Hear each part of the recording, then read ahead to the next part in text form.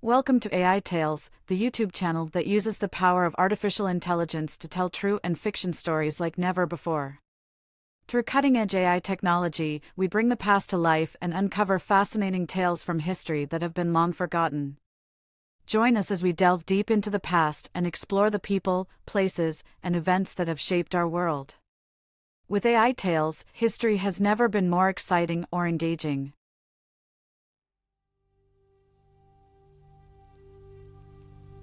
Stephen Paul Jobs was born on February 24, 1955, in San Francisco, California.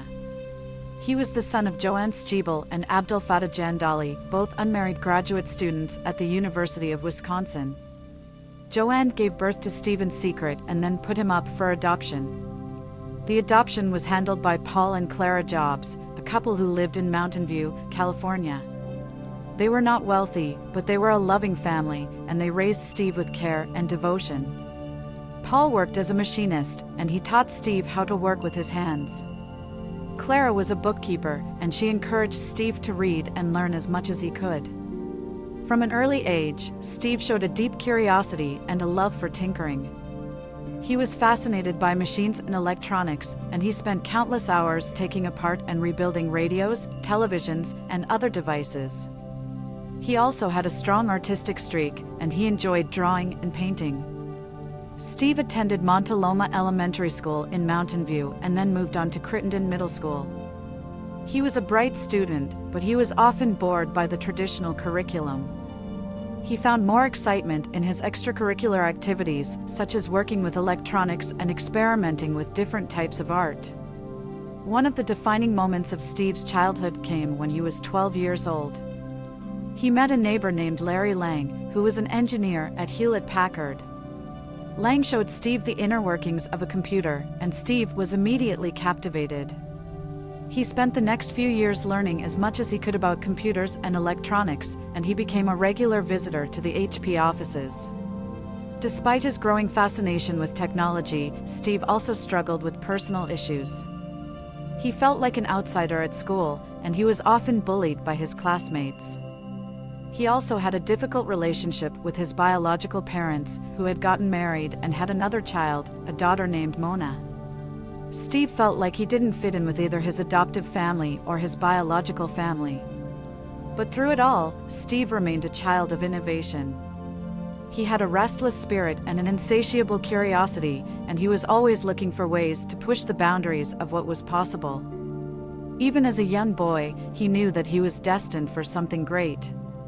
After graduating from high school in 1972, Steve enrolled in Reed College in Portland, Oregon.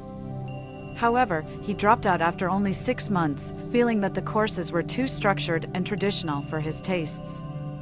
He decided to return to California and explore his interests in technology and electronics. In 1974, Steve reunited with a former classmate named Steve Wozniak, who shared his passion for technology. Wozniak had been working at HP and was already a skilled engineer, but he was frustrated with the limitations of his job. Together, Steve and Wozniak started to work on building their own computer. The two Steves began working out of Steve's garage, which he had converted into a workshop. They spent long hours designing and building their computer, which they called the Apple I. The machine was revolutionary for its time, with a user-friendly design and advanced features such as a keyboard and a monitor. In 1976, Steve and Wozniak founded Apple Computer Incorporated to sell their computer to the public. They received funding from a local entrepreneur named Mike Markkula, who saw the potential in their product. With Markkula's help, Apple was able to produce and market the Apple II, which became a huge success. Steve's role in the company was as a visionary and a marketer. He had a gift for understanding what consumers wanted, and he was able to create a brand that resonated with people. He was also a demanding boss, with a sharp temper and a tendency to micromanage his employees. In 1980, Apple went public, making Steve a multi-millionaire. However, the success of the company also brought new challenges.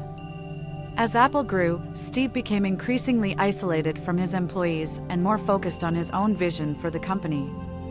He clashed with the board of directors and was eventually forced out of the company in 1985. Despite his departure from Apple, Steve remained committed to innovation and entrepreneurship. He founded a new company called Next, which focused on creating advanced computer systems for education and business. He also invested in other companies, including Pixar Animation Studios, which later produced hit films such as Toy Story and Finding Nemo. Throughout his career, Steve remained a controversial figure, known for his strong personality and his innovative ideas. He was both revered and reviled, with some people seeing him as a genius and others as a tyrant. But there was no denying the impact that he had on the technology industry and on the world as a whole.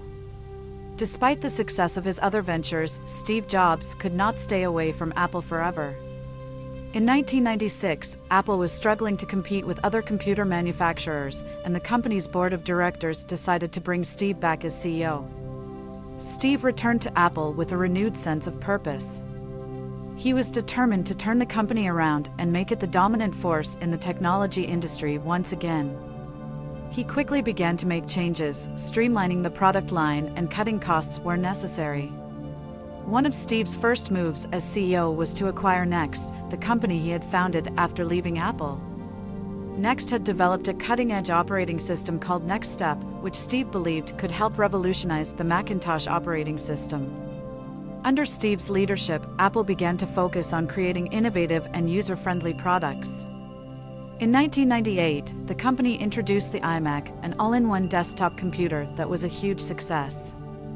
The iMac was followed by other groundbreaking products such as the iPod, the iPhone, and the iPad. Steve's attention to detail and his commitment to design were key factors in the success of Apple's products. He was involved in every aspect of product development, from the hardware to the software to the packaging. He pushed his team to create products that were not only functional but beautiful and intuitive as well. Steve's leadership style was often described as authoritarian, with a tendency to be blunt and critical of his employees. However, he also had a charismatic presence and a knack for inspiring his team to reach for greatness. He was a master of the keynote presentation, delivering memorable speeches that captivated audiences and created a buzz around Apple's products. Despite his success at Apple, Steve faced his share of setbacks and challenges. He was diagnosed with pancreatic cancer in 2003, and his health deteriorated over the next several years. He took a leave of absence from Apple in 2009 and resigned as CEO in 2011, citing his health as the reason. Steve Jobs passed away on October 5, 2011, at the age of 56. He left behind a legacy of innovation and entrepreneurship that continues to shape the technology industry today.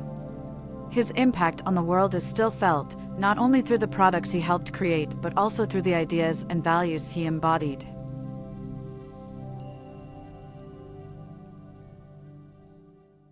Thank you for watching this episode of AiTales, where we bring history to life through the power of AI. We hope you found this episode informative and entertaining, and that it deepened your understanding and appreciation of the world around us. If you enjoyed this video, please don't forget to like and subscribe to our channel. Your support helps us continue to create and share more fascinating stories from the past, brought to life with the latest AI technology. Thank you again for tuning in to AiTales, and we look forward to sharing more incredible stories with you soon.